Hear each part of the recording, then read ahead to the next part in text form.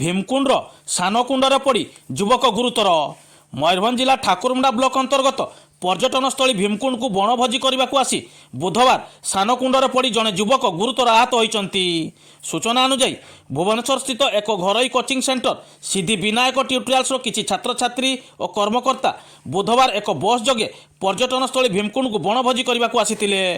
ଦିନ ପ୍ରାୟ 2ଟା ସମୟରେ ଭୀମକୁଣ୍ଡ ସାନକୁଣ୍ଡର ଉପର ମୁଣ୍ଡରେ ଆନୁମାନିକ 22 ବର୍ଷୀୟ ଛାତ୍ର ଶୁଭମ ନାୟକ ଆସି ଗାଧୋଉଥିଲେ। ହଠାତ୍ ପାଦ ଖସିଯିବାରୁ ସାନକୁଣ୍ଡ ତଳକୁ ଖସି ପଡ଼ିବା ସହିତ ପଥରରେ ବାଡ଼େଇ ହୋଇ ଏକ ପଥରକୁ ଧରି ଅଟକି ଯାଇଥିଲେ। ହଠାତ୍ ଏପରି ଅଘଟଣ ଘଟିବା ପରେ ପାଖରେ ଥିବା କିଛି ଛାତ୍ର ଦେଖି ଶୁଭମକୁ ସେଠାରୁ ବହୁ କଷ୍ଟରେ ଉଦ୍ଧାର କରି ସନ୍ଧ୍ୟାରେ ଠାକୁରମୁଣ୍ଡା ଗୋଷ୍ଠୀ ସ୍ୱାସ୍ଥ୍ୟ କେନ୍ଦ୍ରରେ ଚିକିତ୍ସା ପାଇଁ ଭର୍ତ୍ତି କରିଥିଲେ। ଶୁଭମଙ୍କ ମୁଣ୍ଡରେ ଗଭୀର କ୍ଷତ ହେବା ସହ ଅଣ୍ଟାରେ ଶକ୍ତ ଆଘାତ ଲାଗିଛି। ପ୍ରାଥମିକ ଚିକିତ୍ସା ପରେ ଅଧିକ ଚିକିତ୍ସା ନିମନ୍ତେ ଡାକ୍ତର ଶୁଭମଙ୍କୁ ଭୁବନେଶ୍ୱର ସ୍ଥାନାନ୍ତର କରିଛନ୍ତି।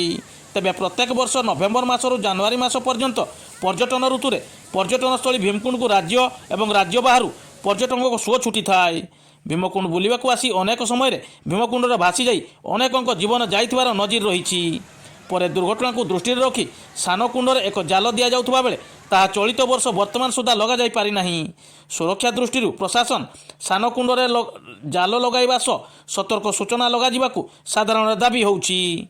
ମୟୂରଭଞ୍ଜ ଠାକୁରମୁଣ୍ଡାରୁ ଶେଖ ରାଜୁଙ୍କ ରିପୋର୍ଟ, SR ନ୍ୟୁଜ୍ ଏକ୍ସପ୍ରେସ୍।